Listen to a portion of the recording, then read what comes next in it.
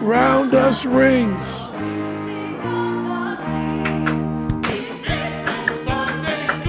Brothers, sisters, siblings, welcome to Penn Sunday School. We are broadcasting from Show Creator Studio South here in Las Vegas. And tonight, our very special Super Bowl preview edition of Penn Sundays. Yeah, we're covering all the prop bets, all things 49ers and Chiefs, getting ready for the big game.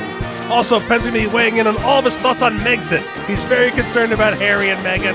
We'll be weighing in on all these topics and more. That's the way to do it. Here he is. Preaching the love, Pendulum. Yeah, preaching love. Sorry, That's that made me laugh in the car. I just thought it'd be very funny. Really the most funny. Sensational Penn Sunday School intro about stuff you really don't give a shit about at all. Wow, I recognized both topics. Oh, good. I recognize, and I wouldn't have been able to generate Meghan and Harry. Yeah, but I recognized it when I heard it. Oh, okay. If you said who are the royalty people that left, I couldn't have gotten either name. Okay. But once I heard them, I said royalty people who left. Yeah. They're going to Canada. Yeah. I know that. Yeah. And they don't want any more of that royalty thing. No. Except he still wants to be king maybe someday. Right. I had enough of that royalty shit. Yeah. But I'll be king. I also like on the other end of it being like, they're going to get jobs, huh? They got to work for a living now. Ha ha. Like, good luck. I was like, they're going to be very rich. That's fine. They're going to be very rich and okay. My barrister. Yeah. Barrister. I mean, barista. Oh, okay. I thought you meant your British lawyer. Your barista. Your powdered wig friend. Your barista was Meghan. Yeah. I don't think that's likely. No, I don't think so. They'll do fine. Just busboy. You did have stuff you actually wanted to talk about. Oh, yeah, we'll get to that.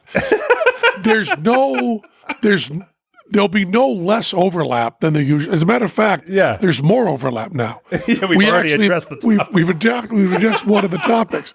And we're going to do a show Super Bowl Sunday. Yes, we are. We are. We weren't going to. Yeah. But then we lost a couple of bank shows. Yeah. So we're going to do a Super Bowl Sunday show. The bank shows that we lost were just us talking ones, right? Yeah. Yeah. So we didn't lose a valuable guest that you've been waiting on. No. Just more Godot and I just nothing. You know, people have in the past accused you of a certain suck-up quality of laughing at everything I say. Yes. Well, I'm here to tell you I ran an experiment that you were not aware of. Oh, no. Okay? I sat next to you at a comedy show. Okay? Yes. I sat next to you. Yeah. We stood at the same table, sitting side by side during a comedy show. Yeah. And I watched the people on stage say things. Yeah. And I heard you reacting. Yeah. Totally inappropriate. Laughing all the way through at everything. Laughing at things that you later told me you didn't like. Yeah. Yep. Yeah. Laughing loudly and supportively of things you do not approve of. If a comedian were trying to please you with his act by listening to you laughing, the feedback would be inaccurate. There's a gray area where I will first of all, you're totally correct. I felt that all those people we were watching were suffering, and I wanted to at least encourage them as they got through their set. So what people are hearing is sycophant suck up is actually pity. I think in the case that you're talking about, You had to pivot a little bit there, didn't you? Yes. There was an important pivot. I didn't want this to apply to all things. Right. But everybody listening knows it does. Yeah, sure. So all my empathy was with the performers. I looked at that environment and I thought, like, what a tough room to play. Mm-hmm. A lot of circumstances. And then some of the jokes I felt like they deserved laughs weren't getting them. Mm-hmm. And so I decided to at least be a good... Also, there's a certain energy they got in the room where they decided they were going to critique the audience throughout their entire performance. Mm-hmm. And I wanted that to stop as well. So I thought if I laughed hard, they wouldn't critique the audience as much. I don't believe and that's, of course, it's been a long time. So whenever you make blanket statements, they're bound to be wrong. Yeah. But let me try to say this properly. I don't remember a time that I have ever critiqued the audience. Right. In my performance. Yeah. I don't believe there's ever a time I went, whoa, you don't get that, do you? Ooh, this side over here, they're a little slow. No, yeah. I don't think, I've done it, or I do versions of it where I mess with an audience, but all of it ends up with me as the butt of the joke, not them as the butt of the joke. Yeah. And it is also an attempt to ride out that thing to turn the energy around, not to simply assess the energy I don't like and put a stamp on it. Yeah, there's a thing that Blackstone Jr. used to do. Yeah. That is a trope. It's just a thing everybody does. Yeah. Where you pick an old guy in the front row and explain what you're doing to them. Yeah. We're going to do a card trick. You know, that kind of style of thing shows up all the time. Yeah. And people were doing it at that show as well. Yeah. I also sometimes will, like, even if I don't agree, like if it's a joke I wouldn't make, like if it's a joke that somehow I think is insensitive or offensive, but I think is well executed, it will get a laugh from me without me liking it. Mm-hmm. That's a different thing. Yeah. But I find, and people have found this disconcerting. Yeah. The more I like something, the quieter I get. Right. If you want laughs out of me watching something, then show me, Paul Blart Mall Cop. And I'll laugh during that. Right. But you show me like a seriously, like a Lenny Bruce routine. Yeah. You put that on, you're not even going to get me smiling. Because my focus becomes, it's like I am uncomfortable applauding at a Bob Dylan show. Yeah. I would like, if I had my absolute druthers at a Bob Dylan show, the audience would be dead quiet for every second. Yeah. Bob would do his performance, But I'm very bothered, like, when I recognize, he's doing I'll Pay in Blood.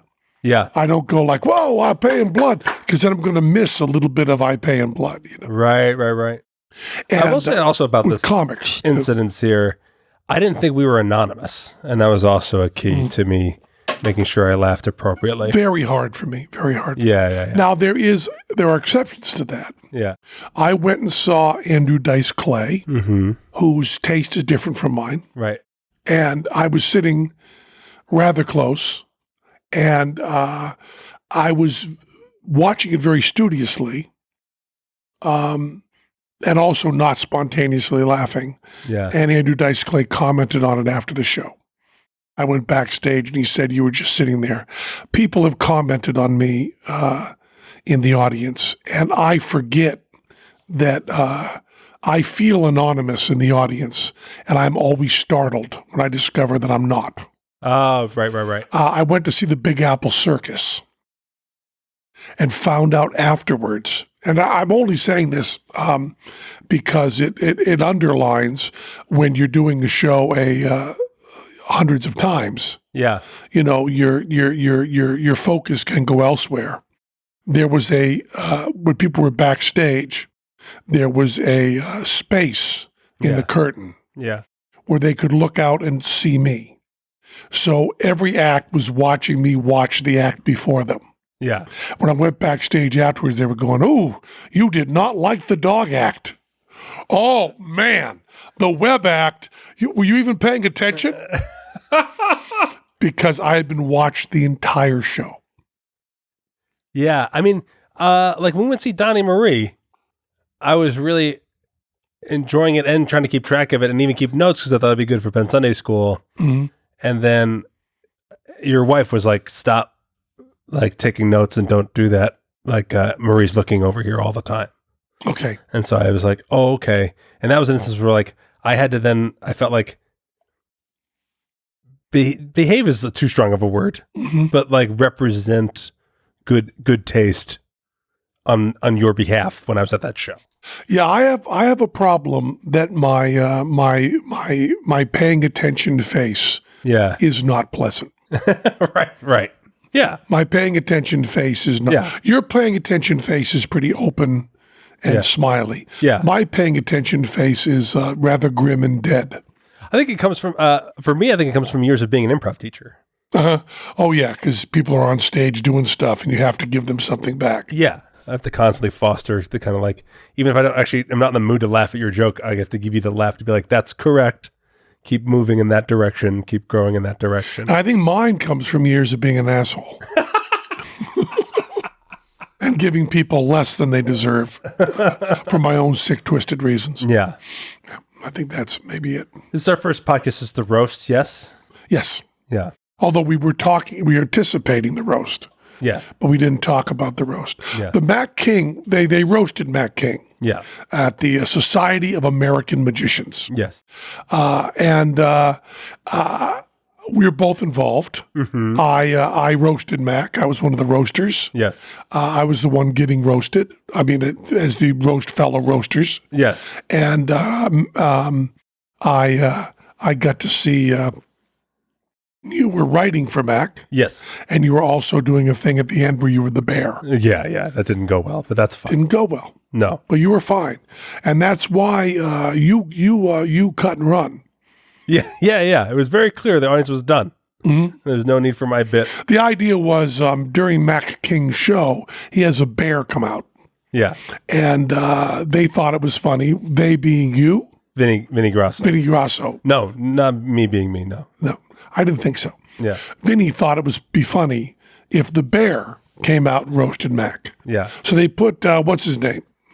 Jacob Jacks. Jacob Jacks in a bear suit. Yeah. And which reminds me of a famous Christopher Walken story. Oh, yeah.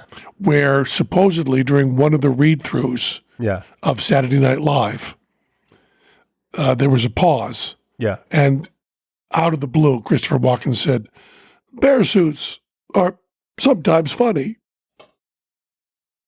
That's it. Yeah. So also, by the way, the idea that I signed up for was that someone was going to be revealed in the bear costume. And that someone actually was Fielding. Oh. Initially, Fielding wasn't supposed to be on the dais, but there was going to be a running bit where he was excluded. And then he'd come out in the bear would come out and he'd take the bear costume off and be Fielding. But Fielding didn't want to do that? I have no idea. I found out that Fielding wasn't in the bear costume once the roast started, and Fielding was on stage, and Vinny was sitting next to me, and I said, Fielding's up there. How is he going to get in the bear costume? And Vinny said, oh, we're not doing that. Jacob's going to be in the bear costume. I see. And so I found out once the event had started that the idea I signed up for was not happening. And you were to be the voice of the bear. Yes. And the voice of the bear said, I'm going to get out of here. That's what happened. But let's talk about what a roast is. Yeah. Because a roast, in the original Friars Club roast, it was good friends busting balls. Yeah. Right? Yeah. Good friends making jokes that good friends would like. Yeah. And then it went on TV, and it became celebrities doing monologues that tied in other people as their subject. And then Jeffrey Ross took over. Yeah. And it became meaner, rougher, tougher. Yeah. And it was to show how much you could take and how much you could dish out. Yeah. And I'm always reminded of Michael O'Donoghue, my favorite comedy writer of the 20th century. National Lampoon, Saturday Night Live. Michael O'Donoghue, his worst insult to anyone was, he can take it, but he can't dish it out. Which is great. Yeah. Michael O'Donoghue also said, all comedy is hateful. But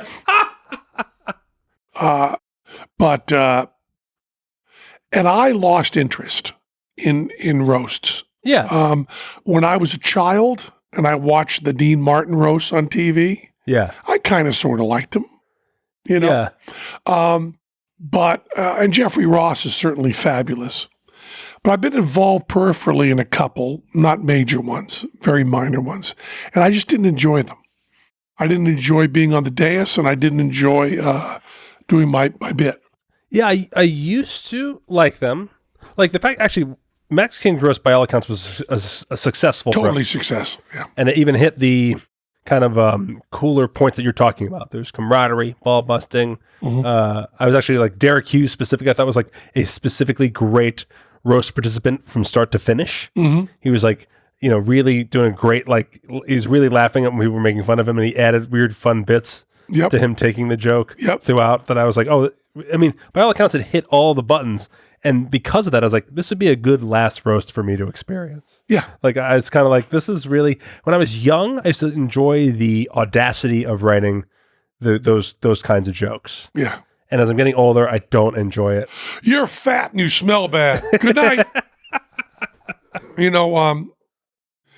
It's odd because if you hit a real honest pointed point about someone, it's not good. Yeah, it was like, even like I think it was Chris Kenner, but started making fun of like Mac's taste in his house, like his stuff that he had around his house. Yeah, it was a weird like tangent, and he's like, "This was funnier on paper than it was." Yeah, and it was like, "Oh, that was a really it was fun to see him find something very specific like that, Yeah. But I bet those are the things that Mac was like, "Wait, you don't like my house?" Yeah, like that's a weird moment. But the other thing it's very, very strange is you end up with an odd kind of stereotyping. Yeah. Now, first of all, the roast, every person on stage was identical. Yeah. It was nothing but 40 to 70-year-old, identified as white, identified as male. Yeah. All magicians. Yeah. All magicians. Yeah. Yeah. 100%. Yeah.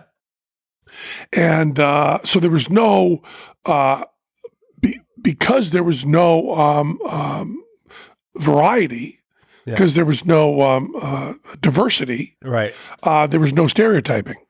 Yeah. No one could do their one African-American joke or their one woman joke. Yeah. There were no, I think somebody said, maybe not this concisely, but someone said the only difference between this and a Klan meeting is the Klan knows some women. I don't think anybody actually said that. That was my distillation. That was the joke I would have done. Right. The Klan have at least met women. Yeah. Yeah. Yeah. But within that, if you were looking at this from a sociological point of view, it's really funny how whether you're looking at the Dean Martin roast, whether you look at the Jeffrey Ross roast, or whether you're looking at an amateur roast, which I would call this an amateur roast, and it wasn't televised, and no one roasts professionally, right? Although they're all professional comedians. You have fat guy, old guy, young guy, cute guy, unsuccessful guy. Yeah. Everybody has those. Yeah. Every roast they do that. Yeah. And they pick the person. Now, if you had two women on the dais, you would add in there sexually active. Yeah. And you would add in there prudish. Yeah. Or you take the old woman and you make her the sexually active one. Mm-hmm. And you all do that joke. My favorite moment of the whole roast, and boy, I love this for all sorts of reasons, right? Yeah. Most people have their jokes written out in front of them. I believe everybody does. Yeah. Some of them had them on their phones, but for the most part, written out on paper. Yeah. I had 3x5 cards, but people have written out.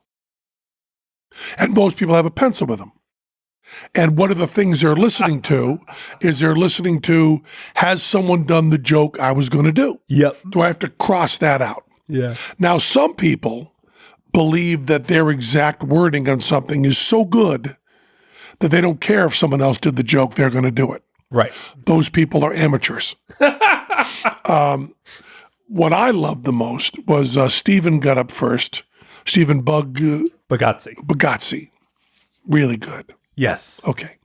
And Stephen Bugazzi did, I won't try to do the exact wording, but Stephen Bugazzi said, Teller's not here tonight. Teller's had to have back surgery, which is not surprising after carrying Penn's fat, talented ass on his back for all these years. Yeah. 45 years, okay? Yeah. So the joke was Teller's back is bad because he's carried fat, talentless Penn for 45 years. Yes. Now, that was a good joke, fine joke. But what I enjoyed... And the audience. The audience loved it. Yeah. What I enjoyed very much was seeing more than half of the dais take out their pencils and cross out a joke, which, by the way, included you. Absolutely, because what I wrote for Mac started with your weight loss as the setup. So that's what I thought was like the good thing about it. And then it also set up a joke that he made about someone else. Right. So I like that it was a collateral damage joke. Yeah. Those are the ones that I like writing for roasts. Yeah. And so Mac was like, "Oh shoot, I crossed this joke out, but I have to make it because it sets up my next joke," and read it anyway. But I love the fact that everybody on the dais just went, just crossed that out. I also loved Amazing Jonathan's joke about me was, "Oh, Penn, he works hard, huh? Fuck you." Yeah. Michael Carbonaro, what did you think about his joke towards you? Oh, that I was an asshole? Yeah. He's like, "Don't meet your childhood heroes, and believe me, Penn, when I met you, you were a fucking asshole." Yeah. And there was no punchline, and he just stared at you. I liked it. It was ballsy. Yeah, I liked it. Yeah. I like Carbonaro a lot. He was great. Yeah, really good. I did not know his chops like that. He was great. This roast was great, and why I don't think I want to experience another one ever again. Oh, you did not do Carbonaro justice. Yeah. Carbonaro said, I was a huge Penn and Teller fan. Yeah. And one of the stories I loved was the story that Penn wrote called Invisible Thread. Yeah. About a little boy who goes into a magic shop. Yeah. And he is shown a trick with invisible thread. And he is enamored of the invisible thread. And invisible thread is really important to him.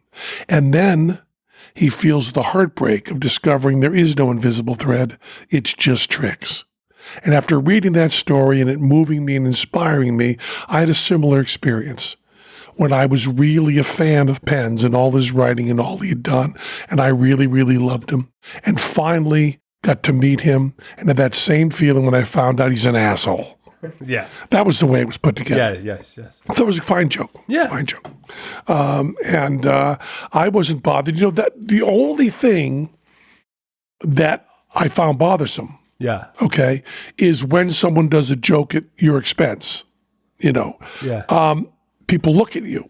Oh, yeah. But people looking at me like punters doesn't bother me. Right. My wife looks over at me like, "Ooh, you okay?" And when my wife looks at me to go, "Ooh, you okay?"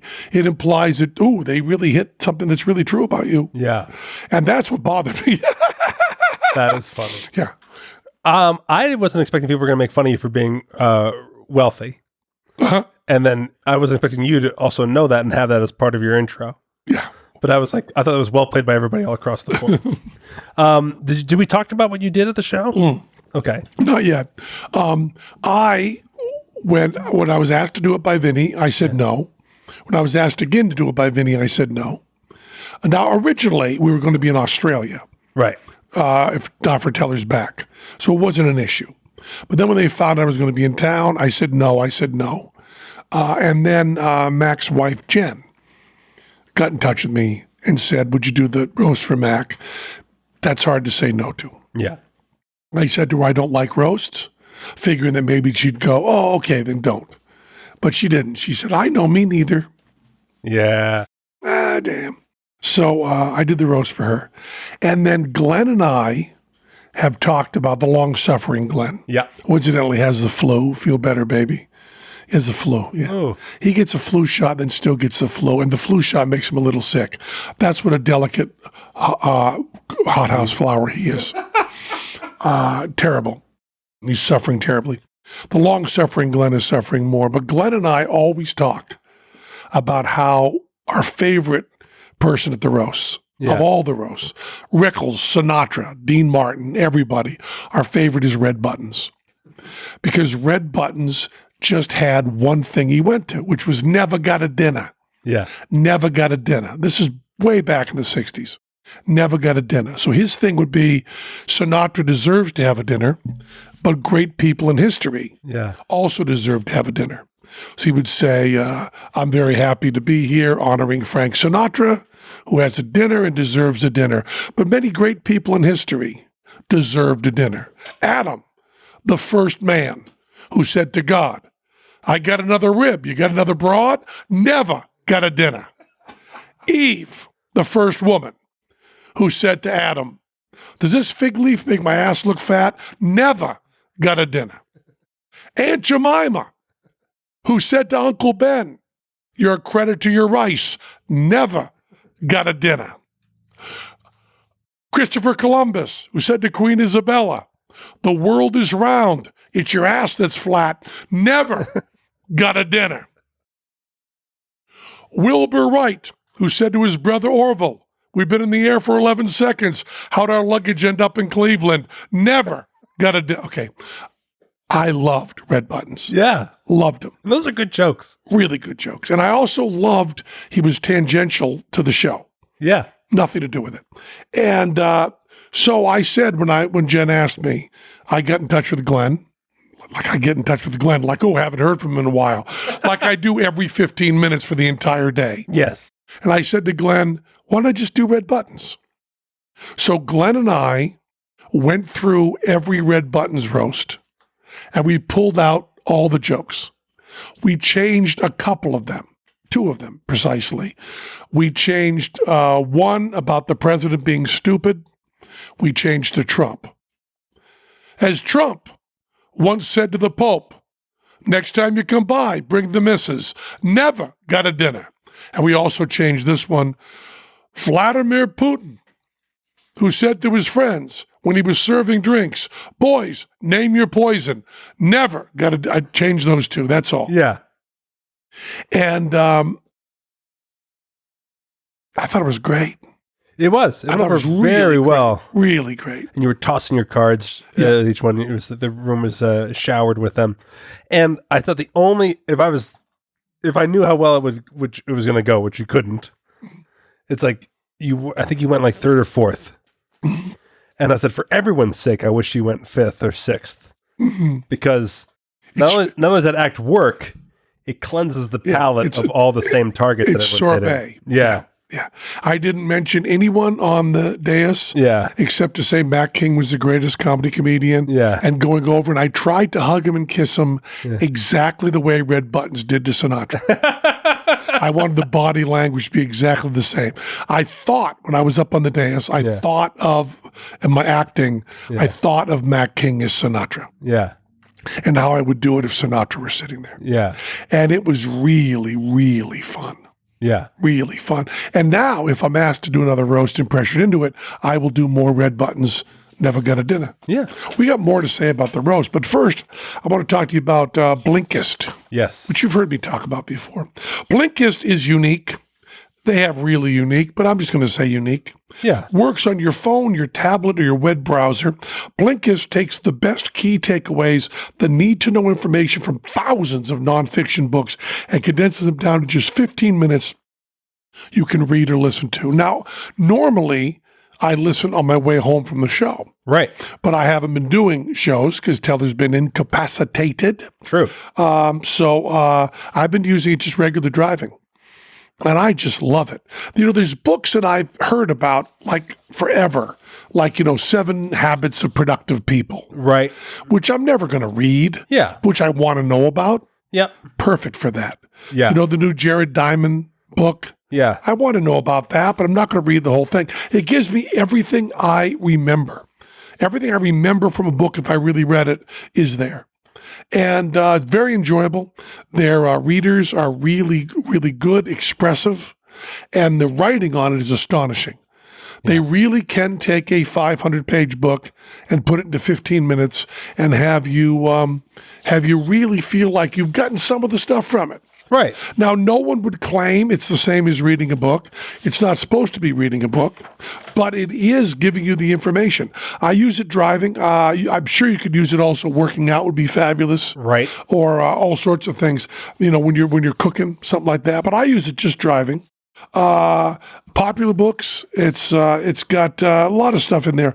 Sea Stories, My Life in the Special Operations by William McRaven. 4-Hour Work Week by Tim Ferriss. It's a really good thing. Blinkist is really great. Yeah, the listening function specifically, that's the whole thing, is if you don't have time to sit and read, but you want to be kept up on things. Yeah, it's really good. Yeah. There's just more books that you need to have the information from than you have time to read. Yeah. With Blinkist, you get unlimited access to read or listen to a massive library of condensed nonfiction books, all the books you want and all at one low price. Right now, for a limited time, Blinkist has a special offer just for our audience. Go to Blinkist. This is BLINKIST.com/Penn. Try it free for 7 days. 7 days, that's great. And save 25% off your new subscription. That's Blinkist, spelled BLINKIST, Blinkist.com/Penn to start your free 7-day trial. You also save 25% off, but only when you sign up at Blinkist.com/Penn. Do that right now. Speaking of making your life just a little bit better, Blinkist does that, but also, is there something that interferes with your happiness or is preventing you from achieving your goals besides me? BetterHelp Online Counseling is there for you. Connect with your professional counselor in a safe and private online environment. It's so convenient. You can now get help on your own time at your own pace. You can schedule secure video or phone sessions, plus chat and text with your therapist. I love it. Yeah. It's nice to have someone to talk to that really has experience in this stuff. And they have experience in depression, stress, anxiety, relationships, sleeping, trauma, anger, family conflicts, LGBT matters, grief, self-esteem. Anything you share is confidential. This is called BetterHelp. They're BetterHelp.com. If you are not happy with your counselor, my counselor is great. You can change. 3,000 U.S. licensed therapists across all 50 states, available worldwide. 4 communication modes: text, chat, phone, and video. Start communicating in under 24 hours. Broad expertise, secure, convenient, professional, affordable. It's really, really good. Now, it's not a crisis line. This is just when you're working at polishing up some stuff in your life. Get things a little bit better. Get there before, nip in the bud before the crisis. Best of all, it's a truly affordable option. Penn Sunday School listeners get 10% off your first month with discount code Penn. So why not get started today? Go to betterhelp.com/Penn. Simply fill out a questionnaire to help them assess your needs and get matched to your counselor you'll love. That's betterhelp.com/Penn. Yeah, so that was the roast. It is interesting sociologically that they all fall down to the same jokes. Yes. I mean, I really think you could probably get 90% of roast material with 50 templates. Well, I think that's why the Jeffrey Ross doing it to like the historical roasts and having people from history get roasted. Actually, I think that wouldn't be successful unless everybody was in on exactly what you just said. You know, that we've all seen enough roasts that we get the format. So actually, it makes you appreciate this. That's one that makes you appreciate history and your knowledge of history more than it does the jokes. Exactly. Yeah. And let's talk a little bit about Piff at the roast. Oh, because Piff did one of the greatest things I've ever heard. Piff couldn't be there for the really roast proper. Yeah, he was there during dinner. So he came out in his dragon suit and read a indictment confession about Mac King kidnapping him. Yes. And he told the Saw story with Mac as the perp. Yeah. And Piff as the victim. Yeah. Coming to town as a young dragon. Yeah. Going backstage, being drugged by Mac. Yeah. And waking up in a dungeon. And then all of it was tied in with Mac King. I was going to say in jokes, but jokes everybody at the roast. His routine. Give a routine to perform. Just, Mac's been, refining the same routine for a very long time and has all the appropriate jokes attached to everything. And Piff's roasts used all of Mac's material to forward the plot as well, which really showed the love underneath. Yeah, it was really nice. Yeah. And he read it Piff has the ability, the self-control, and the professionalism to, even though he was tempted to rush, to take nice and slow and monotone and let the audience come to him. It was really nice. Yeah. Max said it was one of the best things he ever heard. Yeah, he said it was the best thing anyone said about anyone ever, is what he said. Yeah. And you and I were both totally content to not participate in the roasts after that. Yeah. It was like, let's not do it. Be done. That was fantastic. Perfect. Everybody feels great. I'd seen the script beforehand. Yeah. Piff sent it to me and said, am I going to get away with this? And I wrote back, it was fantastic. Yeah. And just go. Yeah. And I didn't know what was coming at all. Yeah. I only knew the circumstances was that he couldn't participate in the roast, so he's asked to participate ahead of time during dinner when there could be children present and also when he was going to be given his other awards. Yeah. And I thought, wow, what a recipe for failure. Mm-hmm. What a torturous environment to participate in. You know, we may have to accept that Piff is really, really good. Yes. I mean, a really, really fine artist. Yeah. I mean, yeah. I mean, besides being our buddy. No, but we also may have to accept his skill level. Being around him in his show, but I working for him full time now, like he is so much more thoughtful than people think, and really, as a good artist, knows how to paint himself into corners, right? So that was a great result of feeling like, oh, I got to do this, I got to do that. Okay. Oh, I found a way to get out of these things in a way that I enjoy. And also, like, separately, just around him, is that he will listen to a good idea from anybody. He's not the kind of person who will shut down someone because of their status or what their relationship is or whatever. If he hears a good idea, he'll be like, you know what, that's a good idea. Yeah. And so I was worried for him and then blown away by him. And I even asked you and multiple people, how long did you think his routine was? And everybody answered 4 or 5 minutes, and it was 8. And I thought that was just proof that he just crushed because everyone thought it was short. Yeah.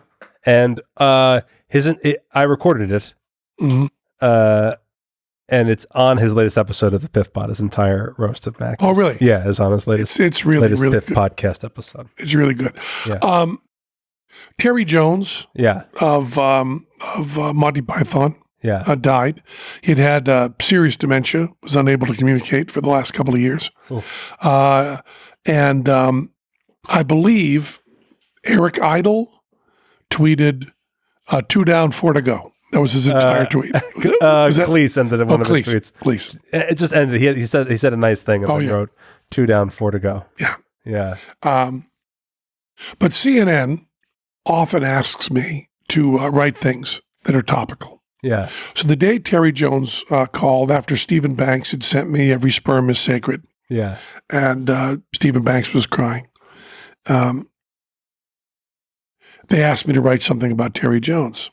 And I wrote it. And I'm going to tell you in advance that CNN turned it down. And they turned it down. You're doing this grimace. Yes. Sticking up for me. You don't need to. They're right. The reason they turned it down wasn't specifically enough Terry Jones. And the problem is I'd go so far as to say friends with Eric Idle. Right. I've met and hung out with John Cleese. I've been out with Terry Gilliam. Yeah. Had lunch with them, hung out with them. I know them. I've socialized with them. I've met Michael Palin in an elevator handshake. Yeah. I never met Grant Chapman. Yeah. I never met Terry Jones. And when I watch the Pythons, I see them as one entity. Sure. What they said to me was, can you retool this to be more specifically about Terry Jones and less about the Pythons in general? And I answered no. Because someone who's going to write about Terry Jones wants to write about his knowledge of history or wants to write about his directorial skill. Those are 2 things I'm not very aware of. No, I'm aware of. I'm not qualified to speak to. Right. So I am writing this for CNN in order to conceal the fact that I don't have specific information on Terry Jones. So what's happened is John Lennon's been shot. They asked me to write something, and I write about the Beatles. Yeah. They want about John Lennon. Yeah. Completely correct. Okay. But I wanted to read it because it does. I was happy with it.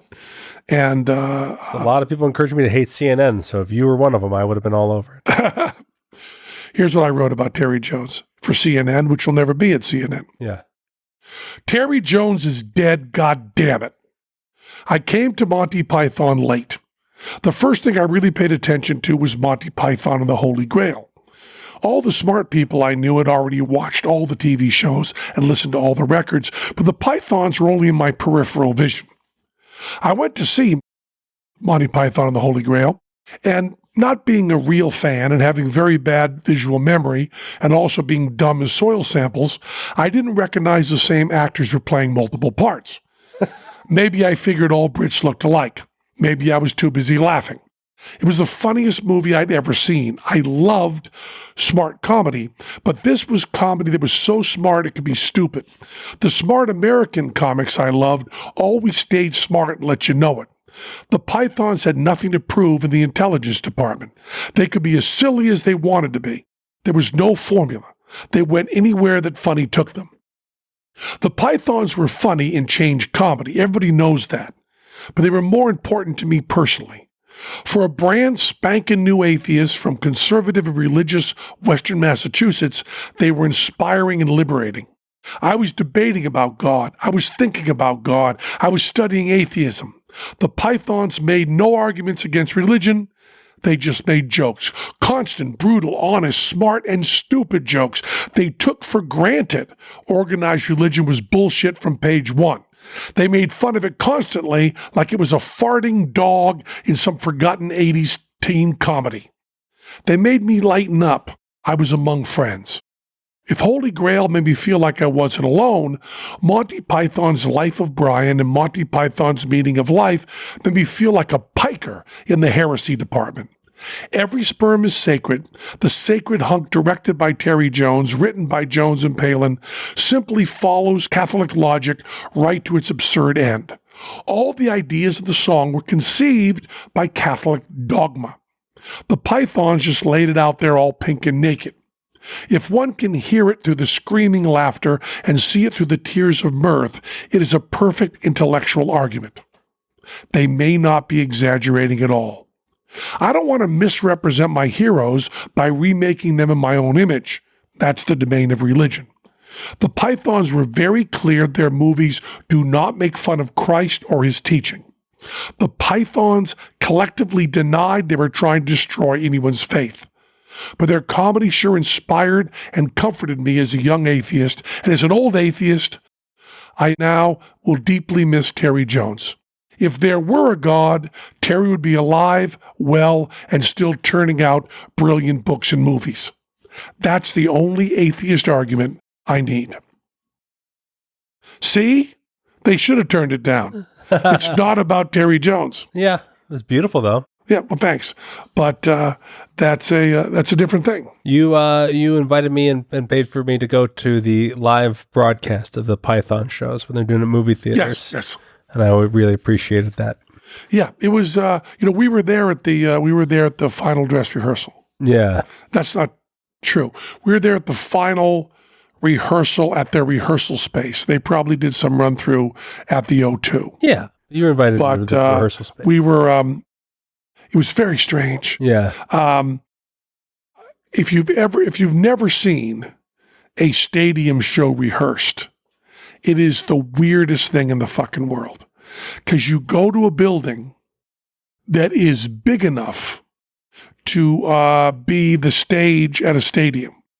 Okay? Yeah. So if you go to see Prince or the Stones, well, not Prince, he's dead, but the Stones, who should be dead, or any sort of huge show, Springsteen or something, and they want to rehearse all their stage stuff, well, they have to have a full-size stage. Yeah. So the O2 is a arena stadium in England, and that's where Monty Python was playing. Yeah. And they had dancers, and they had an orchestra, and they had lighting effects and big screens. So what they do is they set that all up in a room that is gigantic, like an airplane hangar. Yeah. But it's really short. So it only goes back to the first row. Oh, yeah. Very strange. Yes. So you are watching, Teller and I were in the audience. They were all together in the audience, including designers and tech people watching and checking it out. The board is there. The sound board, the lighting board are all there, 20 feet from the stage. And the entire wall goes back 20 feet. So the audience portion is the same size, smaller than the stage. Right. So it's this feeling of like being in a small room with the Lincoln Memorial. The scale is really off. Yeah. And it's a very troublesome feeling. It's kind of agoraphobic or something. Sure. Because when you're in a room with that stage is there and you've got 20,000 people, it's exactly right. Right. Even empty, it's right. Yeah. But if you imagine the Springsteen stage with 20 feet in front of it and that's it. Right, and everybody right up towards you. With all the people there watching and everything, there were probably 24 people. And sitting watching in the audience, not working on the show, but watching, me, Teller, Glenn. And all the Pythons on stage, all the video, all the dancers, full orchestra, full out, 3 people. Technicians running around, costume changes, everything, 3 people. It was very strange, very psychedelic, And I had to rush out of the rehearsal to go have supper with Prince Charles. And yes, there were 200 people having supper with Prince Charles, but I was at his table sitting across from him. Yeah. And there is a guy at a network who does not like me. He's English, and he considers me to be a dipshit. And a friend of mine was doing a presentation for him for a TV show they wanted to do that had guests on it, a game show. And he asked me as a favor to come in and be one of the guests. And I told him if this presentation is for this guy who thinks I'm a dipshit, he thinks I'm a dipshit. So you shouldn't use me. He said he really wanted to use me. He thought I'd be really, really good. Okay? And he told me that I said, well, I'm flying into LA from London, but I don't get in till whatever it was, noon. And they wanted to do the read through at 1. And I said, could we push it back to 3? So everything had to be changed because I was flying in from London. But that allowed me to go up to the English guy who considered me to be kind of a dipshit, not a player, just a dumb, unimportant guy, which he had said in a couple of shows that I wasn't, I wasn't something enough to be on his show. Yeah. He didn't like me. I got to go up to him, stick my hand out and go, I'm very sorry you had to wait for me, but I couldn't get an earlier plane because I had to see the final dress rehearsal of Monty Python and then have dinner with Prince Charles. So I'm terribly sorry. Fuck you in the neck. That's what that really said. Yeah. We got a lot more to talk about, but we'll do that on Wednesday because that was Penn Sunday School. That was Penn Sunday School. Cha-cha-cha. Chiefs or Niners, who do you got? What's that? Chiefs or Niners, who do you got? I'm not understanding you. I didn't get to say you become naked. What did you say? Chiefs or Niners, who do you have? Chiefs or Niners. I didn't even know who was playing. I got the Niners with a 10-point spread. No. Oh, that's a lot. Yeah. Is that wrong? Just a lot. Okay. Just a lot. You know, we won. Like there's a prediction thing, which Robbie did for us. So we have a big trophy backstage of a football of having handicapped the Super Bowl better than the other celebrities. So it was Robbie Libben. And you know I love you.